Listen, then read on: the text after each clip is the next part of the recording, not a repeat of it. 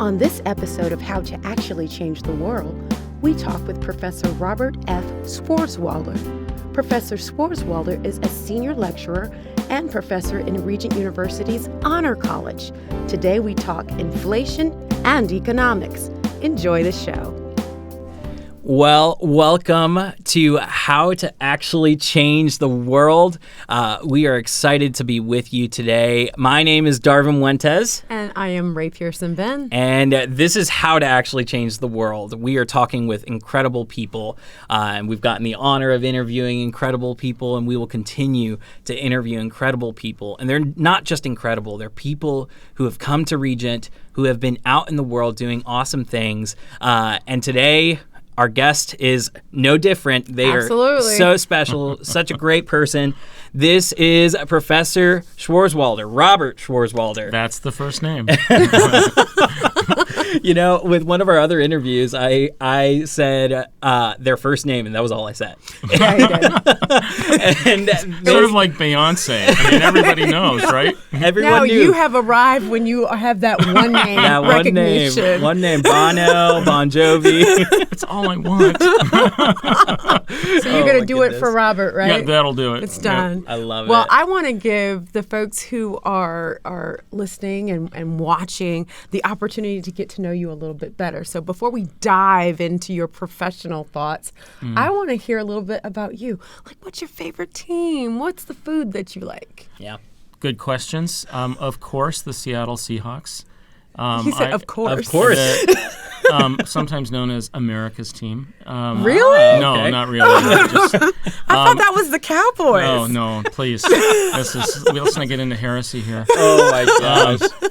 I'm from the Seattle area, so Okay. Seahawks are the hometown team. Okay. And then food, I'm going to feel terribly guilty, but I will be honest.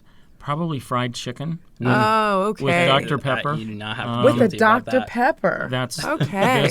yes. Well, you're in a good location for good fried chicken. Yes, so everywhere. You headed down to the south, so. Yeah, it's a great place for fried chicken. Yeah, it is. I love I think fried it's just chicken. about everybody's favorite, too, I Yeah, think. I You think so know. too. Well, thank you for sharing that with us.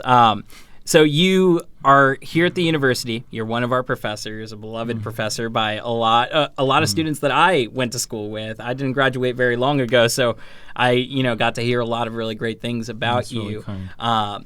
Would you tell us a little bit about your role here at the university? Well, it's really a pleasure to be with both of you. I teach in the Honors College and get to work with some of the honor students in a variety of classes. I also teach in the general education department. And I think that's where maybe I might even have had you years ago, Darvin. I don't recall. He said but years ago. Yeah, years.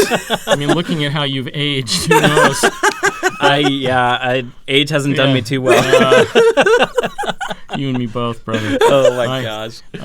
But I've taught and continue to teach some of the large general education classes. So it's sort of, for me, it's a fusion of both. Yeah. Okay. Well, I'm going to ask you to do something that I think is a big deal. I would like you to break something down for me and define these three words. Can you define like capitalism, socialism, and communism? Sure. That's an incredibly good question. And let me start with socialism and communism and then go to capitalism. Socialism is the idea of public ownership of commodities and the means of production. So, for example, under a socialist system, the government would own all the hydroelectric power. It would own all the oil fields. It would own all of the mines. It would own the farmland and so forth. It would not be a complete elimination of private enterprise, but private enterprise would play a much smaller role. Karl Marx saw no real distinction between socialism and communism. He often used the terms interchangeably. But if you read his writing and the writings of others who followed him, Engels and Lenin later, they argued that socialism was sort of a mid-step between capitalism and communism. For example, the former Soviet Union, its full name was the Union of Soviet Socialist Republics. Socialism was seen as an intermediary course to get to communism, which is a system where basically nobody owns anything. The state owns everything. And people, according to Marx, everyone gives according to their ability and gets according to their need. On its surface, that sounds very appealing until you consider that Marx said the basic premise of communism was a denial of private property. Nobody could own anything because everything was shared in common. Now, how would that be guaranteed? First, through the role of the state. In the United Nations Declaration of Human Rights, in the original charter, it said that our rights came from God. The USSR said that they would not sign that charter because they said rights come from the state. If rights come from the state, then that means the state has taken the role of God and also can rescind whatever rights it gives whenever it wants to. In tandem with that, capitalism argues private property is essential. All of us like going to a place to live that we know is our own. Nobody's going to come in and say, now you have to subdivide this into 3 different apartments. We all enjoy knowing that in the morning we can get up and we can put on the clothes that we have purchased. They belong to us. Private property is essential to the free market economy. And it also speaks to the fact that in the different systems that we're discussing, there is a very foundational difference in addition to the idea that God is the author of rights. And that is the idea that life is more than the material. Karl Marx did not believe in anything spiritual, eternal. He thought, this is it. This is everything. And consequently, if man is mere matter, he can be reshaped just like putty. And therefore, the whole idea of communism is we will reshape the way you think so that you will want to be generous, you will want to be giving, and so forth. That does 2 things. First, it removes the whole issue of the spiritual nature of man. And as Christians, we know we have been created by a loving God in his image and likeness for eternal purposes, not just temporal. We are more than mere physical stuff. But also, we are people who are finite. For example, if Darwin were to ask me to pray for a cousin of his who's in the military, I would be glad to do that. But I probably would not pray as intensely for as long as I would if my own son were in the military. We are people who don't have an infinite capacity to love, to give, to share. That's why God has put us in families and in close fellowship with good friends. Only God has the capacity to love generously and infinitely. And that's a basic difference in the Marxist system and the free market system. The free market system recognizes we will do good for others as we seek to do good for those closest to us, those entrusted to us by God, those who we love the most intensely. Unlike Karl Marx, we recognize that only God is infinite. Only God can have compassion for everyone equally. Long answer to a great question, but I hope that's helpful. Can I ask you a question with that, taking me and breaking it down even further? Simplistic way of seeing this, in between, if we have capitalism over here and we have communism over here, socialism in the center allows you to own private property. Is there a cap on what you can own and make? I think invariably there would have to be. For example, say that you, Ray, you decide you're going to move to Colorado, and you buy some property there, and all of a sudden you find oil. If the state owns the means of production, it is no longer Ray's. It belongs to the state. Now, they might give you, some minor consideration for getting on your property, but you would not have the right to use what you own. Wow. Yeah, and I think that's – I have actually 2 things. So I think – that with regard to, a socialist system, I mean, we have countries around the world that operate in more socialist manners, operate a little less socialist, but typically have free market variables to them. And I think, even the United States, to a certain extent, has some socialistic things that we have. We have social programs, which is the government controlling this happening. The difference between a food bank that is run by a ministry and a food bank that's run by the government is that the ministry is giving out of its overflow and what it's pulling in, and the government is pulling from the people, and so it's the state has owned it. There's I think a thing to consider in that, and that's the idea of coercive charity, as in you will be generous. The government comes along. Now, I'm quick to add, I hope all of us as believers, we want to share generously. Yeah. We don't want anybody in our society to suffer.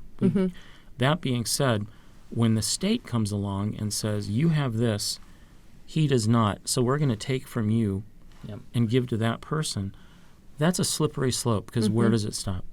Where does it end when government says, well, you have too much? It's easy to kind of weaponize extreme wealth, like, say, an Elon Musk, $150 billion or whatever he has, and say, well, he should give more. Maybe he should.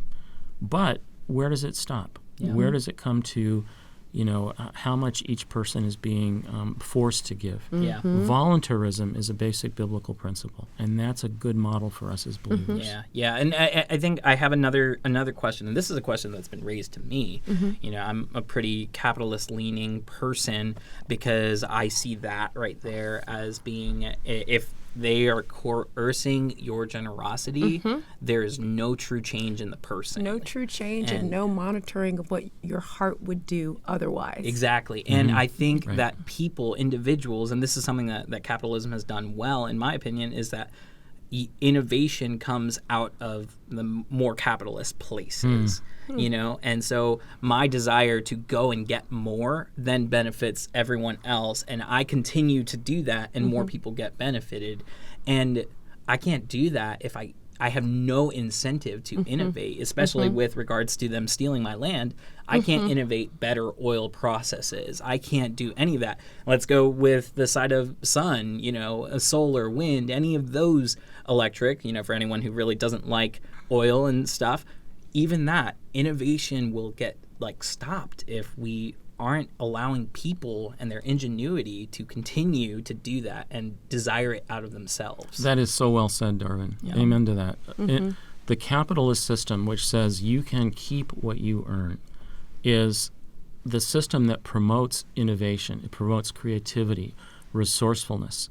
And it also creates a sense of conservation in the best sense. I'm not talking about the fact some companies haven't exploited God's good gifts to us, but in the sense that if unless I am a good steward of what I have, it'll all be gone or ruined, you're going to take better care of it. That comes to the fact that we wash our clothes. We don't want to have to go buy new clothes every day.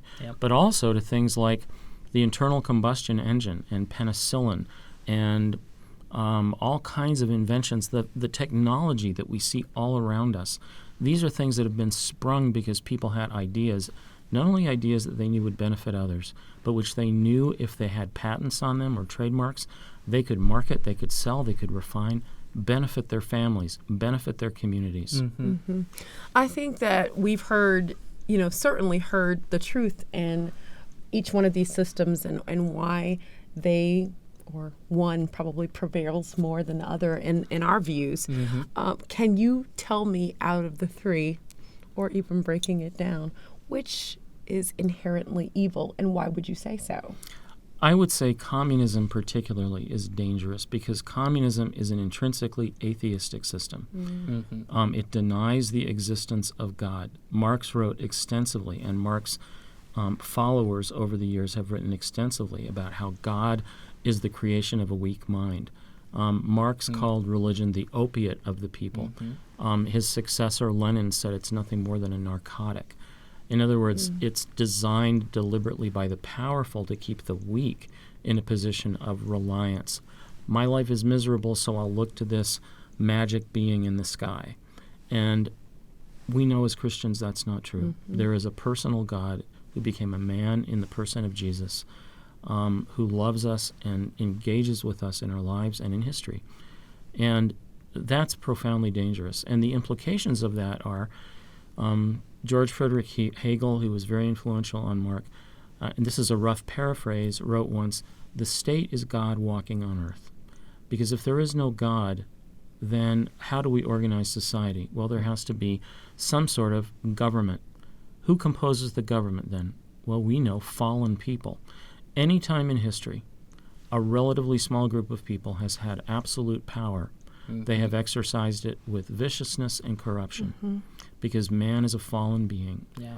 And that's ultimately why communist systems fail. It's why China really, in a sense, is no longer a communist nation. It's an authoritarian state with rigid control of its people, and it's atheistic. But it's also acknowledged we can't survive this way. Yeah. So we're going to open up our system to free market economics, to capital formation, and that's why China has thrived over the last 50 years. Yeah. So communism, I think, is the most dangerous system of all. Yeah. Yeah. Man. Well, we've been talking capitalism, socialism, communism, and that has taken all of our time here. So we're going to take a quick break, and then we'll be back with you guys. At Regent University, you'll gain the knowledge, character, and skills to change the world. Whether you pursue an associate, bachelor's, master's, or doctoral degree, you'll be supported by faculty and students who are committed to your success. Experience the difference of America's premier Christian university that offers over 150 areas of study online and on campus in Virginia Beach, Virginia. Learn more at www.regent.edu. And we're back with Robert Schwarzwalder, Professor Schwarzwalder. This has been so fun. I know he's loving the one name, Robert. Robert, I love it. Just don't call me late for dinner. That's the bottom line. Well, we've been talking about some meaty things: capitalism, socialism, communism. We've been talking a little bit about how we feel, what we think of them, how we feel they fit into Christianity, particularly communism and capitalism as systems. And all of this is economic talk, and economic talk is happening every single day right now. I mean, it's like you don't stop a second. I know. Let's talk economics now. If you're alive in 2022, you are hearing inflation this, inflation that. I'm hoping that, he has some solutions. Yeah. Oh boy, that's tough. That's tough. So, inflation right now, I think the average is right around 2.5% in the last 10, 15 years or something like that. Or an adjusted inflation rate is around that point. Right now it's at 9%. Like, that it's wild. I just saw that today. I had a coworker send me a chart, and 9.1%. Like, Thank God for Jesus. Yeah. Because he's sustaining me. He is. He is our sustenance. And so talk a little bit about inflation. I feel like everyone's heard about it. Everyone knows that it means they're paying a little bit more for stuff, but like they don't know what inflation really is. It's one of those terms, that we just toss around. The idea of inflation, it's if you think of a dollar bill as being kind of like a balloon, literally it gets inflated. Putting it another way, the more money there is in circulation, the less value it has. If you were to take the Hope Diamond, the most valuable diamond in the world, put it under some kind of a sledgehammer and break it up, it suddenly would become much less valuable. It's the same with our currency. In the last 2 years, the Federal Reserve has dramatically increased the amount of money in circulation. Yeah. It did that because of the COVID crisis and the desire to get money into people's hands. But like anything else, if you just kind of make something up with no objective value attached to it, really doesn't mean a lot. It doesn't have a lot of value. And so we're seeing this huge influx of dollars into the global economy and into our economy. That means money doesn't have the value it did only a year and a half ago. Yeah. In tandem with that, you've heard perhaps that there are 9,000 oil leases. President Biden has said that, waiting for companies to drill. When asked about this, the oil companies have said, first of all, it takes years to actually begin drilling. But second, we have been told that America is going to an entirely green economy within the next 20 to 30 years. We don't have an incentive, to use that word again, to drill. So, in essence, why should we use the tools we have to create a resource, That won't oil, be. that right? Yeah. And so it's a difficult dilemma. So what happens to us now? Well, that's a great question. Currently, President Biden is on his way to Saudi Arabia, and according to news reports, he'll be asking them to release more oil. And what's sad is only 2 years ago, we were an exporter of oil. We were energy self-sufficient. Yep. America is the biggest producer of oil in the world. We have tremendous resources, but we have to get to it. Yeah. And, I used to work for a congressman who said once, I am all for environmental protection, but not at the cost of economic suicide. And I think that's a good statement. Yeah. All of us want a cleaner world, but at what cost? Yeah. Do we want to go ahead and penalize ourselves so families of ordinary means, they can't get the things that they need at the grocery store, or they have to cut way back, or they're buying powdered milk because they can't afford a quart of milk. Yeah. These are real issues, and we all know that. Even though gas is coming down a little bit, it's still at like a 40-year high in terms of real dollars. Yeah. We need to do some things, and one of the things we don't need to do is have new government spending. The last couple COVID relief bills, on their face, they sound good, positive, and yet they have been inflationary. If you simply, as I said earlier, print money with nothing really behind it. And the other thing is you have to remember that on every dollar bill it says full faith and credit of the government of the United States. It's an instrument of trust. Yeah. And if that trust is broken, as in this dollar really doesn't get me that much anymore, then the whole basis of the economy begins to tumble. We saw this, have seen this even today. The last time I checked, the stock market had fallen 600 points. That's a huge loss. Yep. When they see things like rising inflation, America kind of going, and I don't want to disparage President Biden, but any president to go to a foreign power and kind of say, please help us, that's troubling to me as an American. Not that we have to be, all-powerful, number one all the time, but we have the resources. Yeah. We're just not using them. Yeah. And long answer to a good question, again, but those are some thoughts at least. Yeah. Yeah, I think there's this balance that we try to strike, I think, because with regard to oil and energy, that's a big place that all of us see the inflation every single day. We go to the gas pump and all of a sudden our gas is, double what it was costing when we were before the pandemic. And we also kind of have to realize this too, that we have a lot of environmental concerns that are constantly up our alley, and we have to figure out how to balance not destroying our people and not destroying our future people, and a lot of people are saying you need to, they don't care about the current people, and they say let's focus on the future. And then all of a sudden you have things like this happen, and this is, I think, a symptom. It's not quite like this is the destruction of everything, but if you only focus on yourself, then you are not being a good steward of our planet. So there's this balance, though, and I don't claim to know what the balance should be. Or just focusing on right now. Yeah. Right. We do have to think long term. Yep. There's no question about that. I think the question is, and you use the term balance, how do we put these things in tension? Yep. And it seems like right now it's out of balance. Yeah. Another thing I didn't mention is the Biden administration has proposed a $5 trillion spending bill. We just don't have the money. It would involve a lot of new taxes. So you had said earlier, Ray, about solutions. One thing we need to do is curtail the amount of money that's in circulation, give it back more value. But another thing we need to do is be very careful about the way the federal government is spending. Yeah. And it's a bipartisan problem. I worked in the George W. Bush administration. Tons of money went out. I mean, over the last 2.5 decades, we have spent trillions that we don't have. Yeah. Republicans, Democrats, conservatives, liberals, they've all been complicit in this. Yeah. And as Americans, that should trouble us.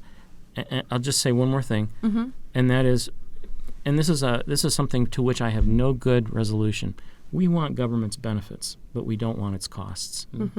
It's hard to make choices, but the time to make them is now. Yeah. If we do care about our future, as well as the benefit or the prosperity of the American people today, we've got to make some hard choices. Yeah. So explain to me this, because economics is not my forte. I am a writer.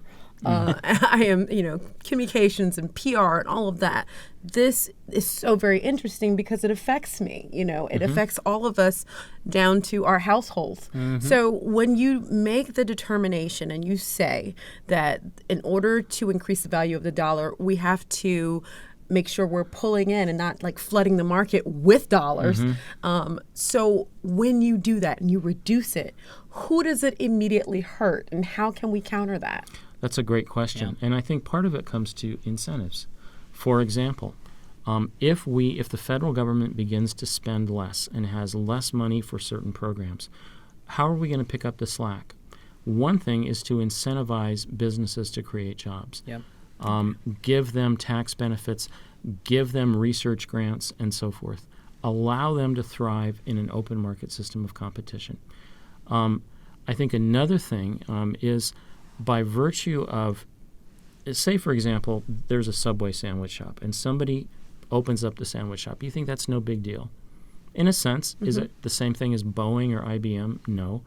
But that is going to employ, say, immediately 10 to 15 people. Those people are going to go buy groceries. They're going to go buy clothes. They're going to rent or buy homes, and so forth. In other words, there are spin-off effects.